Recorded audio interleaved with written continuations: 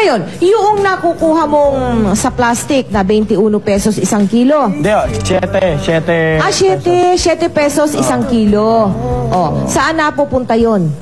Binibigay ko naman sa nanay ko. Binibigay ko sa nanay ko. Pagkain, paano? Yung 7 pesos mo ba Pumapalya ba kayo? iniintrega? Hindi ko kami mapalya. Ay, hindi naman. Kasi may batche yun. Wala kaming ulam. Kasi kadalasan, ang inuuna talaga namin bigas. Importante ho yung bigas eh.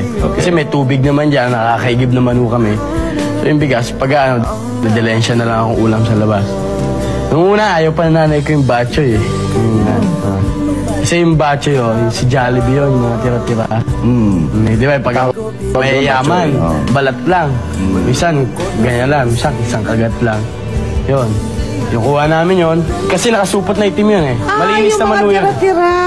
I see. O ngayon? Yun. Tapos, piprito namin uli. Yun. Ulan na namin. Sarap na. Ha? Sarap ang ulam namin nun. Manok.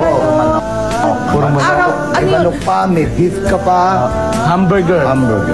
Oo, araw-araw yun. Ganon. Oo, araw-araw yun. Nangunguha ka ng bachoy. Minsan nga, nagsasawa na kami sa manok.